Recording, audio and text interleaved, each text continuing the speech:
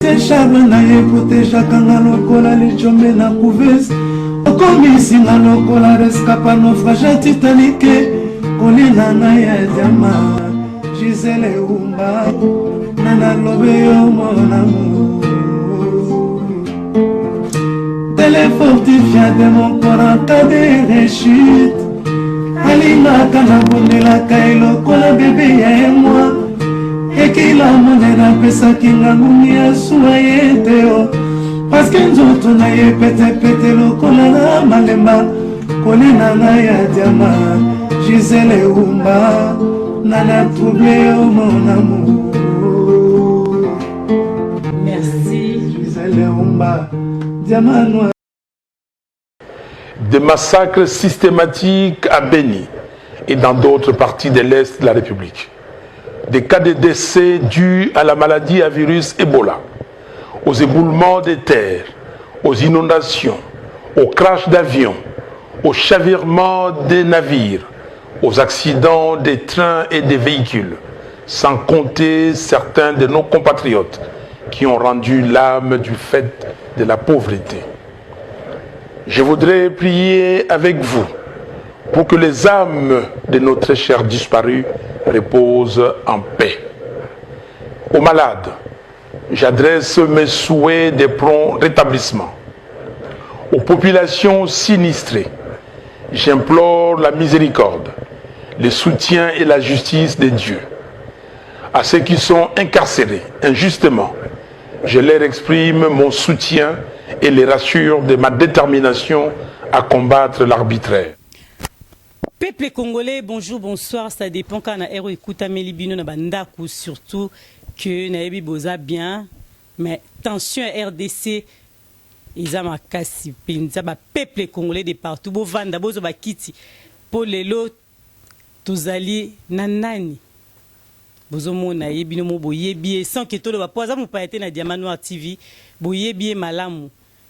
Mamba lamuka to retourna wa makambu ya pouvoir en place to retourna makam nyoso situation nyoso tout ezoleka na RDC surtout o ezali que binoba na RDC to moni ndenge ni ezoleka sans plus tarder to retourna amu payate boye bien malamu ngana le matin to pesa mbote biso nyoso na bino elongo.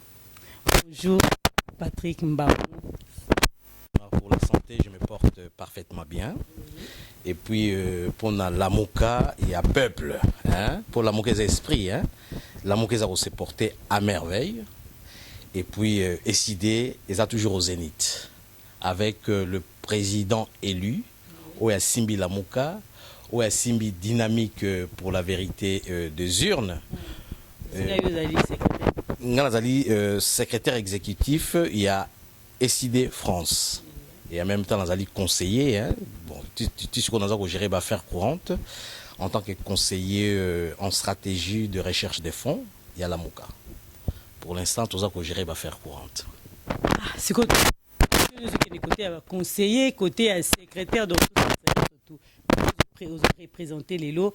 Martin Fayoulou, Bisoto Vandia, la question est pour tout le monde. Martin Fayoulou, Azate, tu évité. Mon déjà bougé pour les Congolais, bazolo ba diamant razaka molobeli.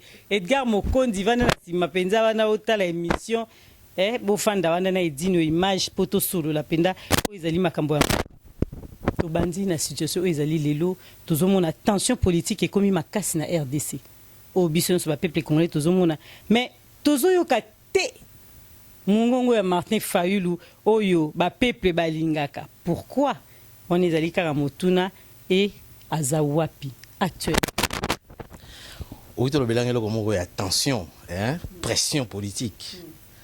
Je suis un scientifique, hein, dans formule il y a pression et la pression est égale à la force sur une surface. Donc président élu Martin Fayoulou a sa force sur une surface, donc la surface c'est le peuple.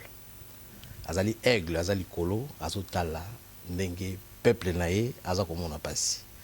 Mais azolo bate mazo mona, c'est l'aigle en fait. Azako tala. Poya azala toujours en avance na makambo. Il est là, le moment venu à Goloba.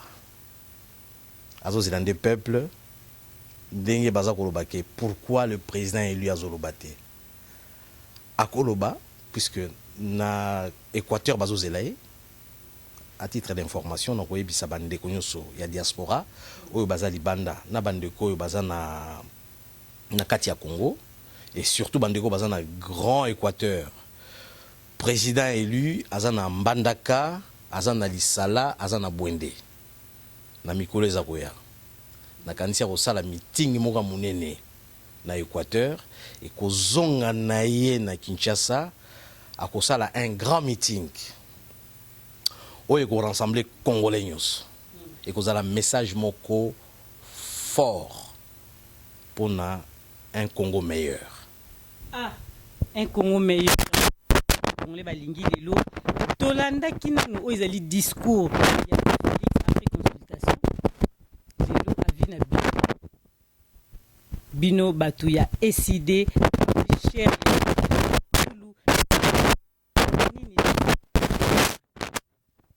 nakoloba boye discours ya Tshilombo ezalaki discours moko na français un discours farfelu.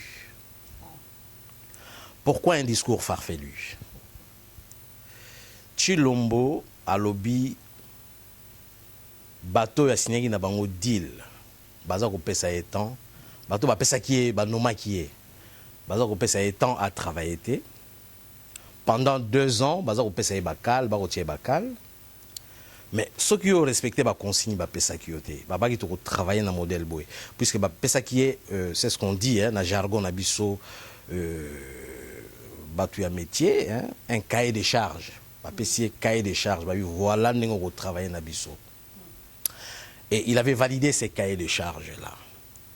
Au cours il y a réalisation il y a œuvre au ba pesa ki à réaliser abani ko kena ndeur il y a cahier de charges wana bazo zongse na nzela mais ya lobi ke baza ko empiéter na mosala oyo aza ko linga ko sala et que baza ko permettre été non yonde zo permettre bango te ba aboutir la mission na bango ba pesa ki yo. C'est ça la nuance en fait.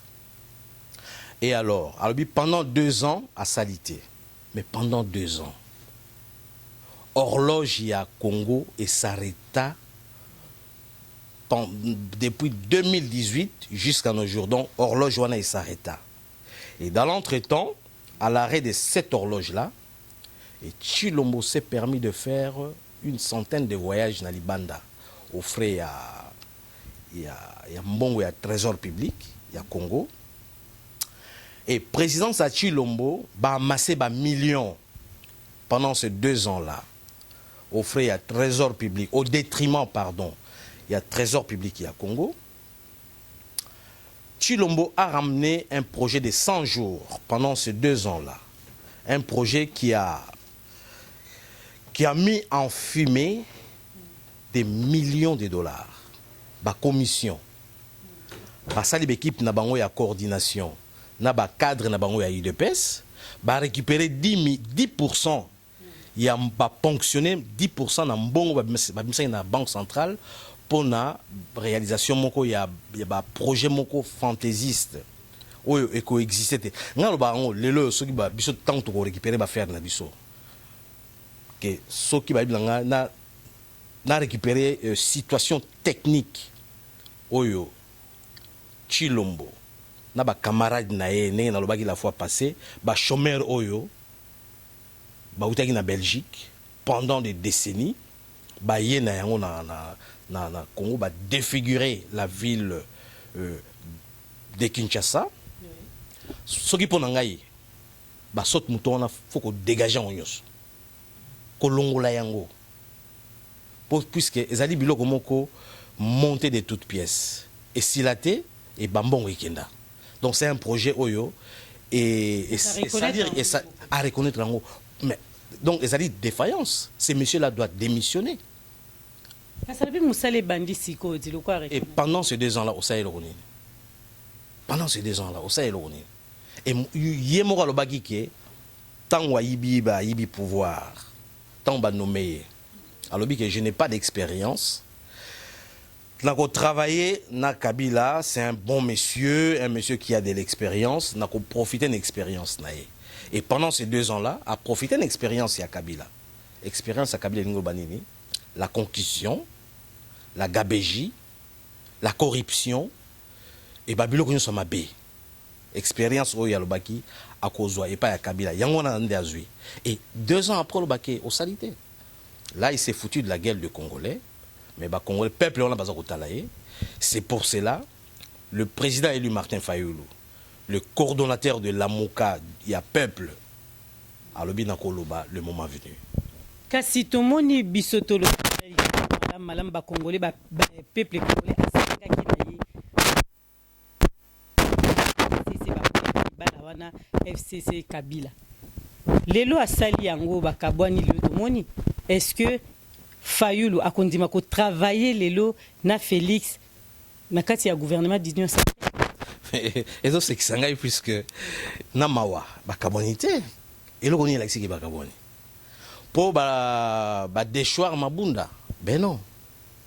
Ba déchoir Mabunda, maman Mabunda, excusez-moi, madame Mabunda na bureau na ye. Ba déchoir bango. Mais ba déchoir FCCT, ba déchoir la majorité à FCCT, puisque lobby va reconstituer un nouveau bureau. Et les nouveaux bureaux, et vous allez toujours constituer un bateau basali majoritaire. Bon, baza majoritaire et zabanani et FCC. Donc FCC n'est pas parti. Et ça le la boza na mutuka. FCC ibolingi chauffeur oté pour azo mabino vitesse mingi. Bazo mabino malembe mingi. Na longoli chauffeur on a tie chauffeur mususu. Et loko bande konoso ba congolais bazo comprendre ça yango wana. Mabunda kei, mama Mabunda kei na bureau na ye, mais FCC a tikali na bureau wana. Donc comme on dit en chimie, rien ne se perd et rien ne se crée au cours d'une réaction chimique. Et ça, et ça, le là, au kamati mai au tien nzongo, au chauffé mai à plus de 100 degrés. Mai est comme boué et comme fumé, hein.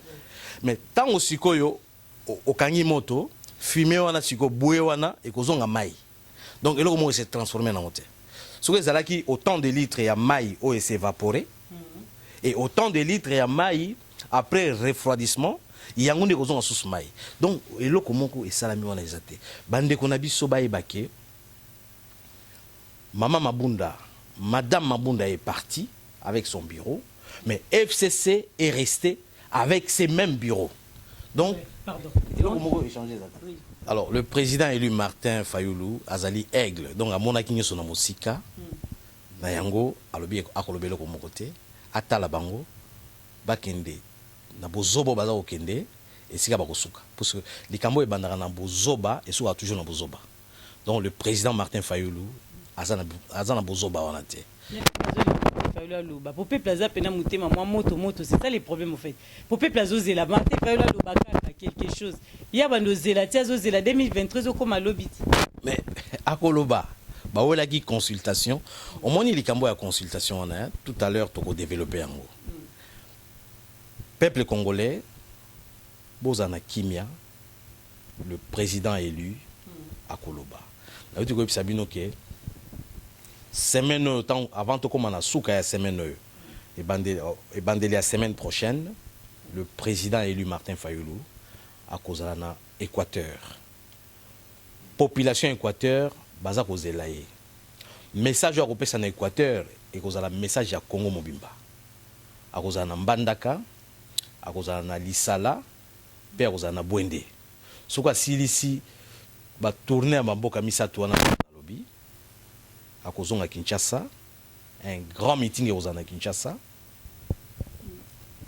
Et de là, à positionner sur le peuple, puisqu'à l'Obaki 2020, ils allaient année à libération. Non, Balobaka, l'heure n'est pas, avant l'heure n'est pas l'heure, après l'heure n'est plus l'heure. Hein? Donc, tout ça toujours en 2020. Au Moni, Mikolo et Leki, comment est-ce que bah fanatique il y a parti au Blabaka ça sur 35 ans sur 38 ans et pendant ces 37 ans là Qu'est-ce qu'on les a appris? Le mensonge, le viol, babiloko ya mabe. Pendant 37 ans, moi, je suis mal éduqué comme il a 37 ans. Donc, moi, je suis utile dans la société. Voilà, c'est ce que IDPS nous a ramené dans la RDC. Soni ba pesibiso na édifice où il y a Assemblée nationale, Mokili Mobimba Balandi yango. Bamoni, peuple wala ninga koti na bozoba. Ils ont dit lieu moko sacré à peuple. Mais bah, IDPS a souillé yango. Na ba cadre na bango. Parce que souillé endroit oyo ke peuple ndé ayaka ko pesa maloba pomboka yekende liboso. Et ba pays mingi ya ba paya, ba moni bozoba wana. Babino, le Congo est allé trop bas. En récupérant le 37 ans, il y a vol, il y a pouvoir. Kota la ndenge Congo est commis. Mais rien n'est perdu. Donc on réparer le Kouana. C'est Patrick Mbamo, tout nos malam po. Côté on attend le bimambo surtout ya oyo eleki na parlement lelo ba député tomoni ndenge nini oyo bango ba sali ba député ba kwesi bureau ya Mabunda. Mais mingi pe balobi que bureau wana ezalaki nango kaka pona ko soutenir o ezali Kabila ndenge ba peuple mingi balobi. Mais avi na yo ekoki kozala nini penza na situation oyo ekomi lelo na parlement yo moko to bandango déjà vankenga. Si madame Mabunda na bureau na ye oyo ya constitué qui mais ba kwesi Kabila te ba kwesi FCCT puisque FCC azali toujours majoritaire tant ba ko reconstituer bureau mususu ba to ba ko constituer bureau wana et kozala toujours FCC puisque bazali majoritaire na Assemblée nationale. Alors Bosali Moussala ya mpunda. Donc pour nous donc Kabila koité pose que Kabila koité au contraire écoute il y a zo c'est Kabino abi oh boluka ki tête à Mabunda je vous la livre sur un plateau. Boluki tête à Mabunda na tieli bino na plateau yango wana. Mais na pesi bino plateau pour récupérer tête na récupérer plateau na ngai. Je suis toujours gagnant et puis na kozwa mutu mususu na tie wana et puis Moussa nanga mission nanga na yaki na Congo, il y a qu'au désarticuler Congo et je dois continuer. Et heureusement, j'avais nommé un président qui s'appelle Félix Tshilombo et azana cahier des charges nangai, on a payé on a signé qui s'appelle les deals entre lui et moi. On m'a dit deal balbagaya FCC cash. On est allé logo mususu. Mais deal ya Tshilombo na Kabila ezali susu et logo mususu. Il faut que différencier Babilo Kolembale.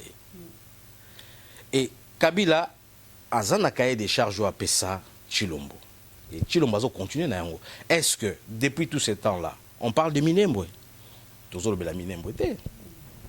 Est-ce que Toza Kolobela projet farfelu on a il y a 100 jours, on va dilapider Mbongo, fonds il y a trésor, et ça les sous-soutés. Les gens sont impayés. Enseignants, nourriture, il y a espoir. Et il y a espoir, la gratuité de l'enseignement, c'était de l'enfumage. Et je peux encore citer Babilo Rebélé, mais je peux ça mawa. Et juste un poignet de gens, au Bazagi na IDPS, comme millionnaire. Na mbongo oyo il y a peuple même à FCC Ibaka mais Ibaka a ciel ouvert boété. Voilà, c'est ce que UDPS nous a ramené na Congo, la désolation. Mais Dieu merci, et si ka ba corrompu bazali bato balinga corruption te bazala comme le président élu Martin Fayulu tozanaye et tokobunda soka kotika la yemoko akotika la yemoko. Et les combats continuent. Magazine Oyo tomoni que le premier ministre Oyo Mese Kombona Nani Ilunga Ilunkamba alobi yango malamu que yé ako démissionner kaka a démissionné kaka wana ye mutalobi yango sur la demande ya famille politique na ye oyo bisono surtout yebi étant que yo za peuple congolais tango tali likambo surtout wana analyse nini ko sala na réponse ya Ilunga Ilunkamba na Félix Tshisekedi.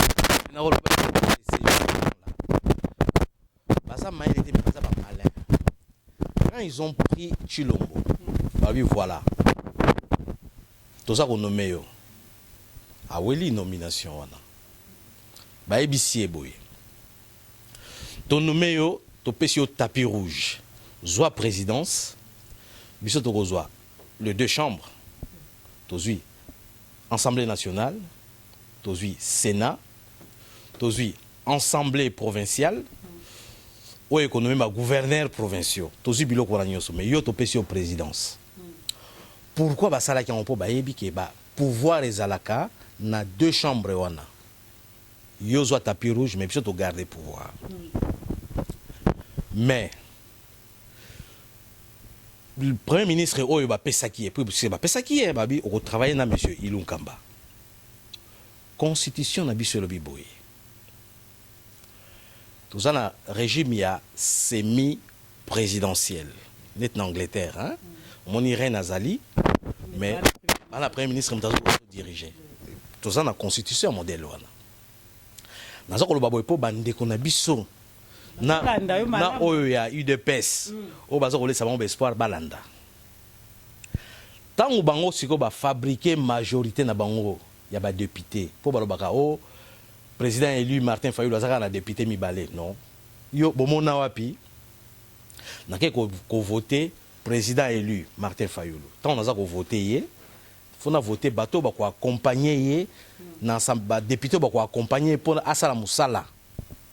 Na voté numéro 4, na bulletin ya député, na komona photo ya président élu Martin Fayulu ezali wana na député na ye, oba ko accompagner le deux bulletins na boîte on a urne.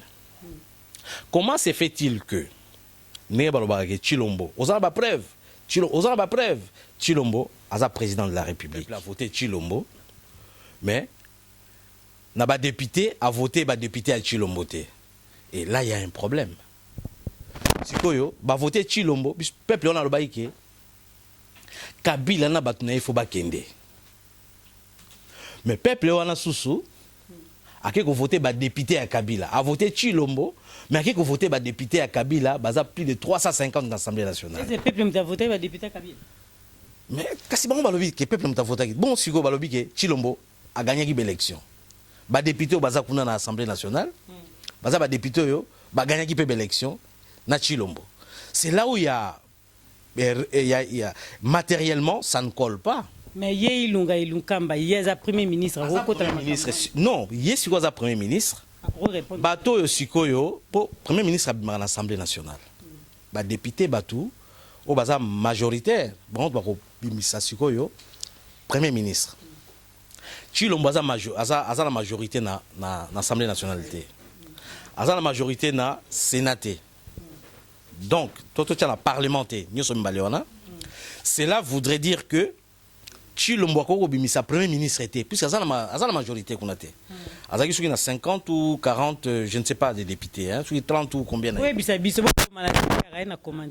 alors, le col à Sikoyo, FCC muta fabriqué qui théâtre, on a pièce à théâtre, on a. Ezali FCC muta a fabriqué qui yango. Bakamati ba député nyoso yo ba vota qui pour accompagner le président Martin Fayulu, Longo Libango. Nanko. Basalango Nanko. Pour punir le président élu Martin Fayulu, mais pour punir le peuple. Donc, le peuple va punir depuis la nuit du temps. Beaucoup de esclaves, peu beaucoup de esclaves. Il y aura juste une poignée de gens, vous avez moins standing, vous avez un jeep, vous avez un climatiseur, au Bimina boulevard, même pas 30 km. Ok, na coin, ozongi nandaku, bien les alliés, et la vie s'arrête là. Ndenge ba sala Congo, ndenge peuple on a kozala. Et bato balinga ba accompagner, ba député nyo balinga ba accompagner président élu Martin Fayulu, ba longoli mango, ba gome bango, ba kamati siko ba député na bango moko ya FCC, ba fandaki na bandako. Ofandika babi comme on a ebimi, bakendo bana musala na yango siko baye kopona siko bato wana baye kopona Ilon Kamba comme premier ministre bapesi Kabila bapesi Chilombo babi au travailler na ye mais yim ta président lelo yo lobby que il y a lobby que na kolongwa te avant na démission. C'est ça aussi, les amants qui a respect quelque part. Non, les amants qui a respecté. Les alibas texte mutezoloba. Il y a le bi. Ngai nazala qui investi dans Parlement. Donc, qui dit Parlement, Assemblée nationale, na Sénat. Ce qui n'a kolongwa, Parlement mutu kolongwa ngai. Pour Parlement mutu a pesa ki ngai panayo. Il y a noma Ilon Kamba te. Parlement mutu aloba voilà au travailler na Ilon Kamba. Biso tout ça majoritaire ndenge zalaki en France hein zalaki nani Jacques Chirac na président oya socialiste akufa Mitterrand ba ça cohabitation. Pourquoi Mitterrand zalaki sous na majorité té na l'Assemblée nationale ba député sikoyo ya Chirac ba koma ki ebele ya zalaki sous na ba député mingité.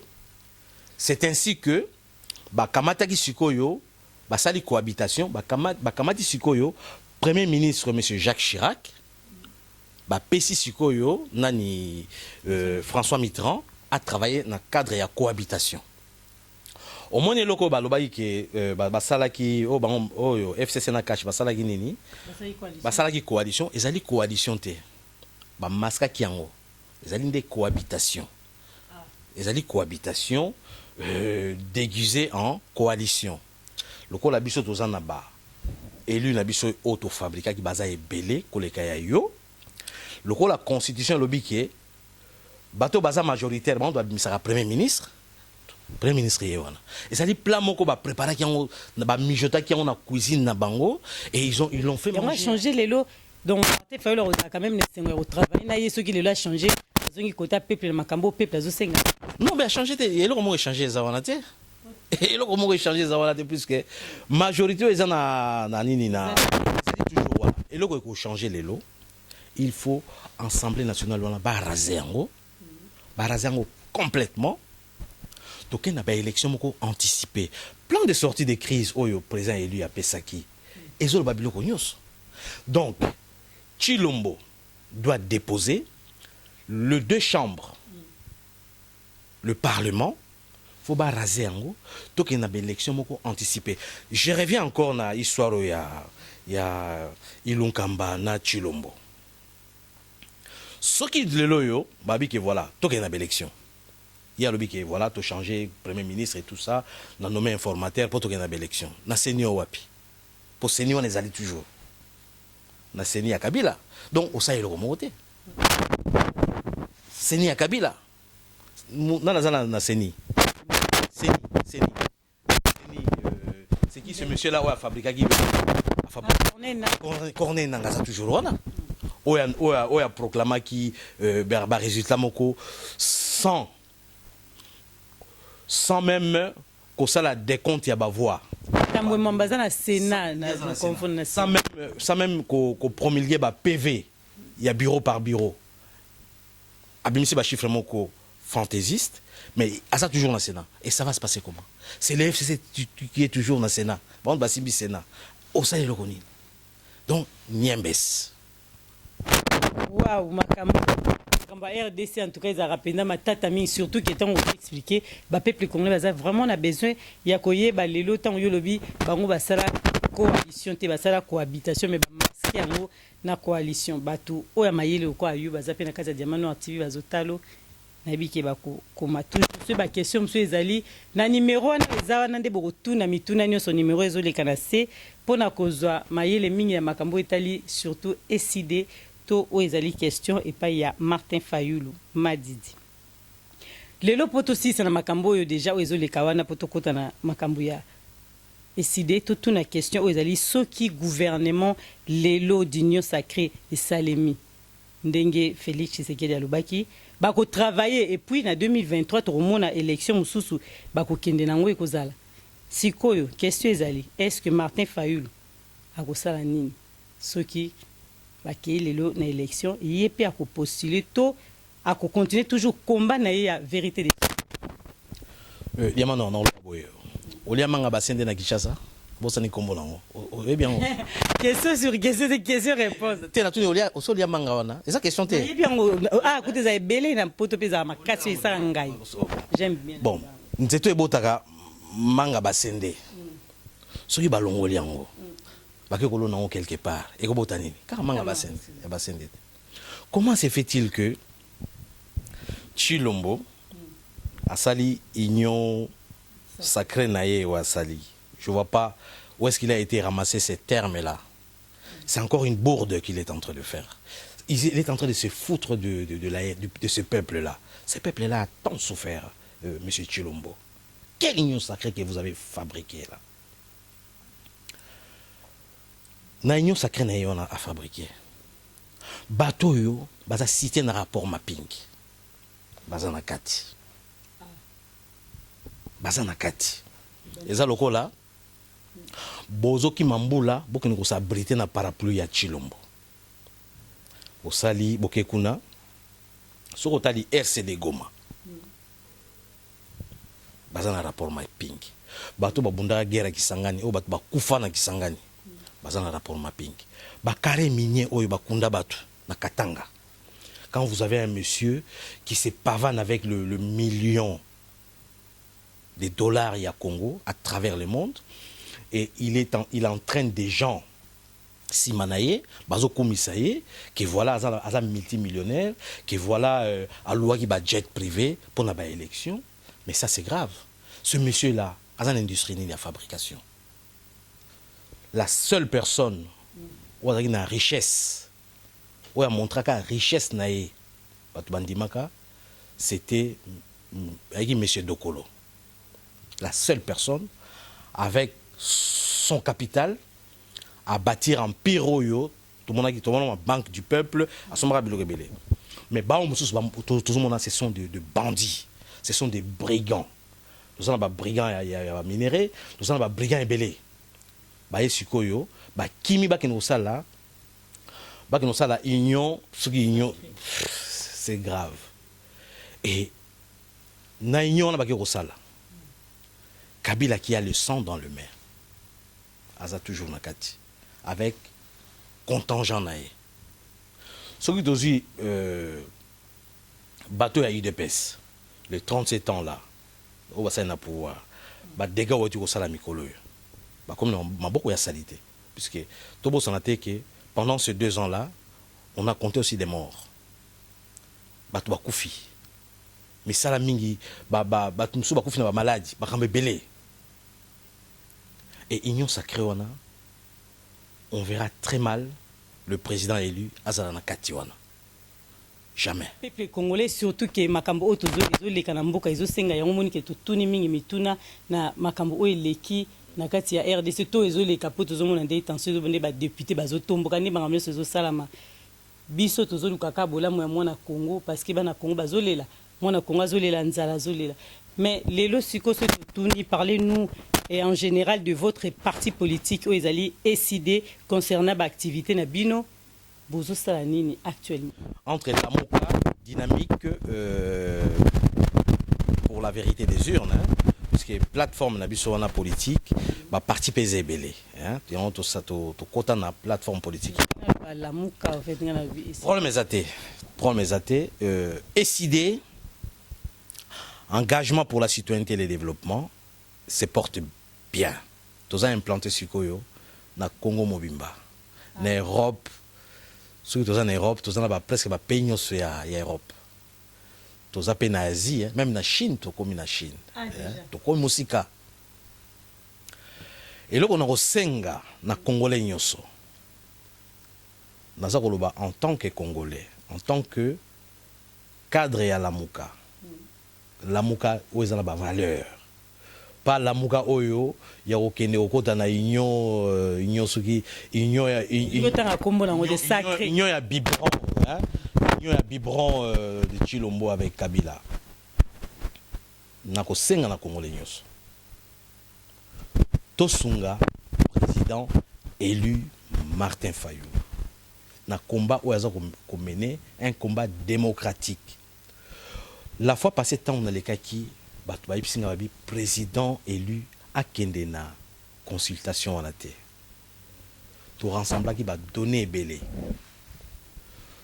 to réunir yango to pesi président ya bien moko alobaki bosalelanga sondage otuna diaspora mobimba nakende ou bien nakende te ye moko azalaki na réponse na ye maningaki koyoka biso bakongole tozali banda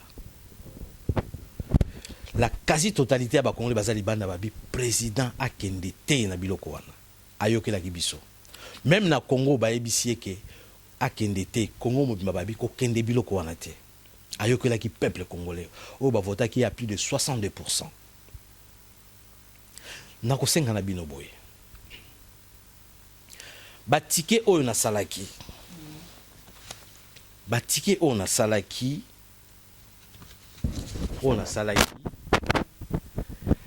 epesi biso bamoyen mwa ebele nasalisaki 200 carnet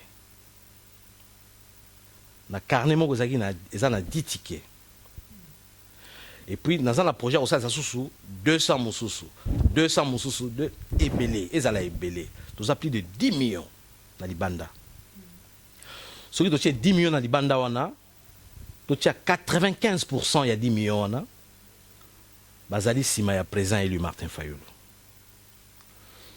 tosunga ye po hier qu'est-ce que les gens ont dit que soki a gagné na élection c'est parce que un tel mutu a financé qui yango na boy kotanga kombo ça c'est malsain combat wana ezaki combat ya bato nyos bazui panier batie moto na moto atie effort na ebabe yango effort de guerre ya moto na moto yango wana nde ebimisaki président élu Martin Fayulu a gagné na ba élection et le même personne bakimi batiki ye po azala diloué mais erreur basali le président élu amati lisusu likolo azwi susu altitude mususu ya likolo lisusu na yango plus jamais et le qu'on a se répéter un jour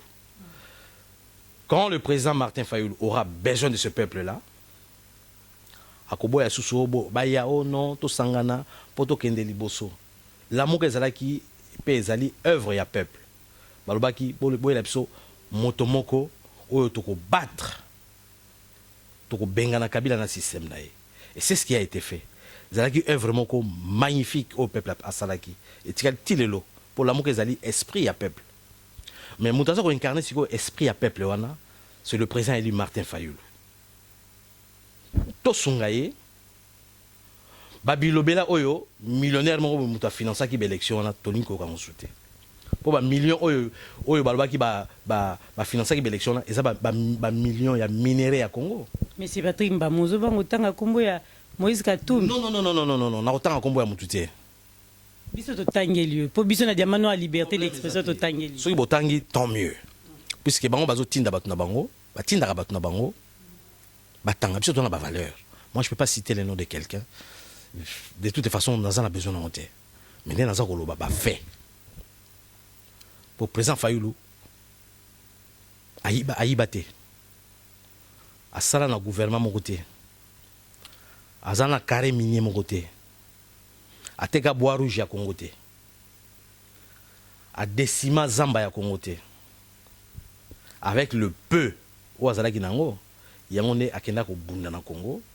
Mais naza kosenga bandeko na ngai epai bozali o azana likanisi ya kosalisa ye eza mbongo nga na simba ngo te eza mbongo kendaka directement na Kinshasa ndenge marche oyo esalamaki et cet argent là esalisaki lelo oyo azokende na Équateur biso moko tobundi na mbongo oyo bino bopesaki yango nde moto ezosala mosala numéro na ngai ezali 0033 7 61 86 60 44 donc Nakobandela 0033 7 61 86 60 44 au Bengingai Zala na amour ya mboka na yo ezate ke obengi ngai po opesa promesse et puis promesse wana tosala makambo na basentiment te.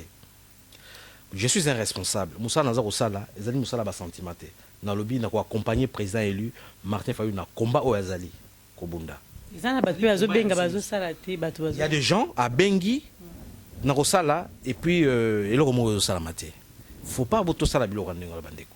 Mais tokati yo maloba bato mingi mususu ndeko mo abengenga pa lobi ke tant bazobenga bino moni po bakenda na Kinshasa eza musika bokorai kozala te tant mususu awa basoli na mutu mo po bato mususu baza ba possibilité te bato nyonso to bana moyen ya kokende tant mususu ko ba doyebi masolo apoto tokotanga kombota ke kozie moko koze présenter quelque part po apesa mbongo bazoluka mutu moko boye awa na poto ndenge bandeko mususu baloba. Ozana raison parfaitement Diamant Noir. Bato mususu pe babenga ngai babi voilà naza na possibilité ya kosala eloko wana te ba wesente est-ce que toko kokutana nakoyebi naza koyebisa na ebisa bandeko mususu soko ozana besoin na ngai numéro na nga na pesi toko kokutana quelque part nazwi yango nazwi mbongo na yo nasali yo batike na yo ekei bambongo wana même 1 centime naza na tina nango te po mbongo ya Imperium oyo ya IDPS oyo bato bakoma koloba balia mbongo Imperium